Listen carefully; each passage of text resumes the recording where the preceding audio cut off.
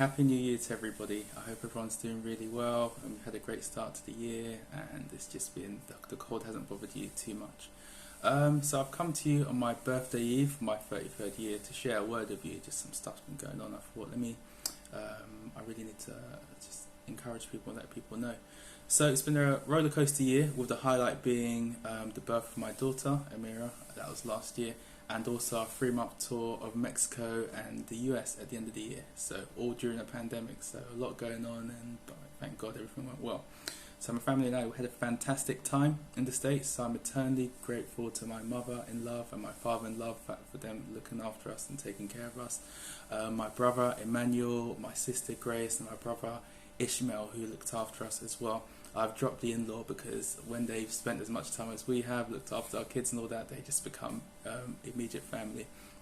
So because they really helped me realise this long-term goal I've had to have an extended trip abroad in the USA, and I thank them so much for that. So everything was great, but if you grew up in African church like I did, you may have heard the saying that when you're not praying, you're playing. So there's nothing wrong with playing. Obviously you get to play, but you can't play forever. And so even though while out there I still went to the really fantastic Union Church, look it up, such a great church. Went also to Family Life Church, that was a church me and Tola married in, had a great time there. However, a mixture of not serving regularly at my church Jubilee, a wildly disrupted routine, and just being away from home for so long meant that my spiritual life wasn't quite at its peak, wasn't usually where it is. So when we were planning our North America trip, Tola initially said, let's come back in February, let's make it as long as possible to maximise the value. And I said to her, I'm not sure, because we start our fasting at the start of January, prayer and fast, and I really think it's important for us to be back at that point to really start the year right and just get involved with things. So that was the plan. And so this is the part I tell you where we joined at the start of the fast and we were on fire for God and everything was great, right? Well, Pastor Topper and Pastor Dave, cover your ears now, because we got back to the UK on like day 3.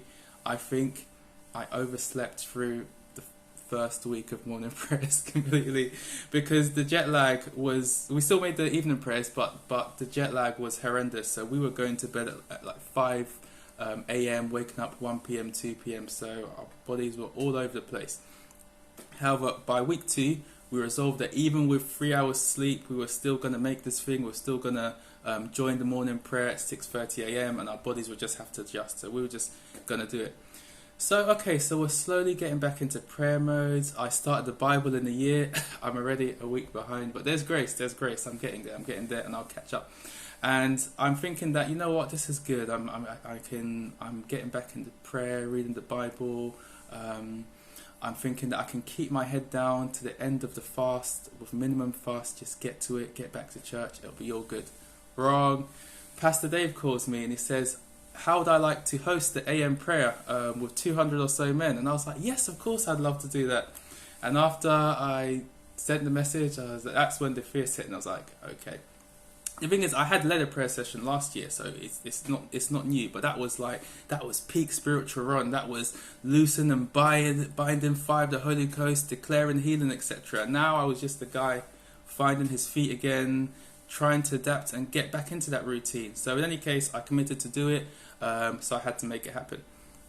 So Pastor Abe, who was really happy to have me back involved with a morning prayer, he really helped build my confidence. He was always saying, oh Ron, you're so good at this, you're natural, blah blah. I was like, yeah, whatever, you always say that. So he really helped me feel confident about doing it. So we prepared what I had to say, and it sounded quite straightforward. Good morning, stronger men. I'm your host, and here's the guy who's going to preach today. Something along those lines, not too stressful. I was like, okay, easy, right? Wrong. The night before, Pastor Abe called me and says, there's been a change of plan. So in addition to what we said, I also need you to find a Bible verse and use a story from your life to bring a word of exhortation. So people say word of exhortation. I don't really know what it means. I sort of know what it means, but I looked up the definition for you guys.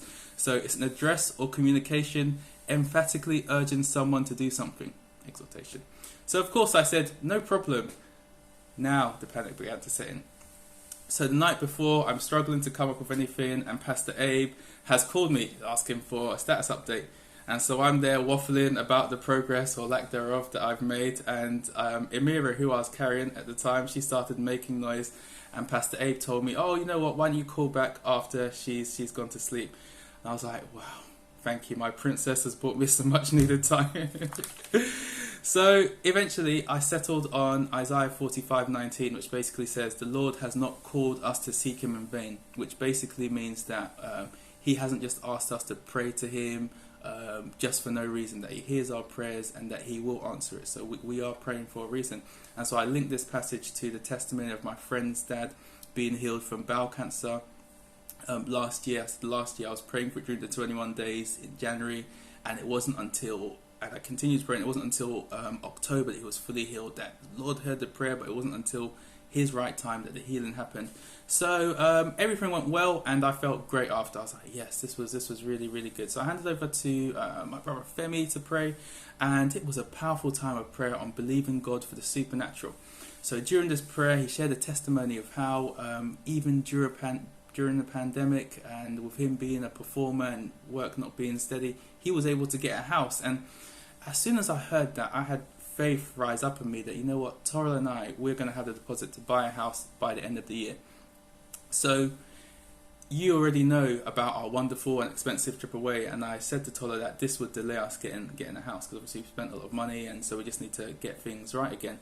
So she said she understands that, but while we're still living in the flat, the baby factory is closed, and this is a problem for me because I want more kids. So, however, during the time of prayer, I believed that my God of the impossible and the illogical would make it happen.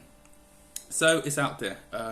We have faith, and that the Lord will make a way for us. So some of you might think, okay, well, you've said it. What if it doesn't happen?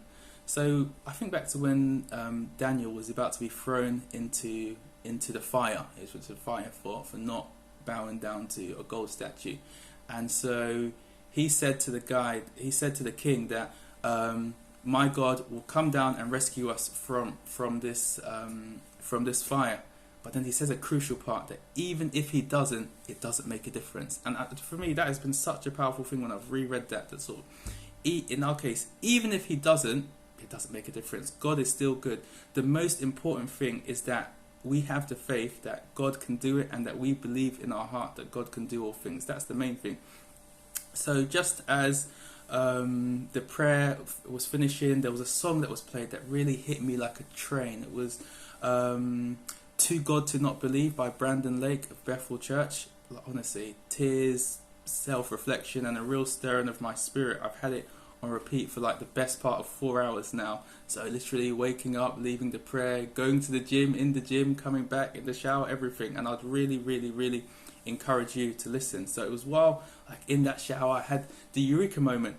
Like, I'm finally awake. I'm finally alive. I was ready. I'm like, you know, I want to fight the devil. I'm going to look for trouble, to start praying and just doing all sorts. The analogy I have is almost like football, of course, with me everything is back to football. And that you have a season, then you go on holiday. You go on a holiday, and so after you come back to holiday, you have a pre-season period. So you need to get fit. You need to start running, get exercises, start moving, and then after that period of training and everything, you're match fit. You're ready to go in. So what is now is that I feel match fit. I'm ready. I'm excited for what God is going to do this year. And yeah, I guess as we come to the fast, I really want to encourage people who feel they haven't done the prayer and fasting perfectly, because I know that obviously people think that sometimes things don't go as well as they should, but I think God sees your heart and your sacrifice, and he will honour you. My dodgy start to the fast is proof of that. So one piece of encouragement that I'll give you is to finish strong, because it's not about how you start but how you finish. Just as I was pushed out of my comfort zone to really get that flame going, I really encourage you to go for it in the last few days of fasting and prayer and worship before we end with a celebration, quite literally in my case, and for all the other January babies who've had to put their parties on hold. So yes, I mean, the final thing is just I'm going to pray for everybody to say, Lord, I just want to thank you for everybody watching this, everybody listening to it, Lord, that as we come into this year, you'll be with us, Father God. You'll give us faith to expect great things, Father God. Those things that we're hoping for, we're praying for, that you will meet us at our needs, Lord. And this will be the best year that we've ever had, Lord. In Jesus' mighty name I pray. So just a few notices I think it's appropriate to put out. So it's the last day of prayer tonight at our church, Jubilee Central. You can be there or log in on YouTube. On the Saturday, we've got Manifest Presence, which will be a powerful time as well. We've got Giving Sunday at our church. And also, personally, the blog is coming back soon. Honestly, with Emira, it's messed up my routine, but it will be coming back. I have something planned. So thank you so much for listening. If this encouraged you, please let me know, because I was meant to be studying / working, but I just felt the Spirit say, speak, tell people about this. So I hope it could bless you. Thanks again so much, and God bless. Bye.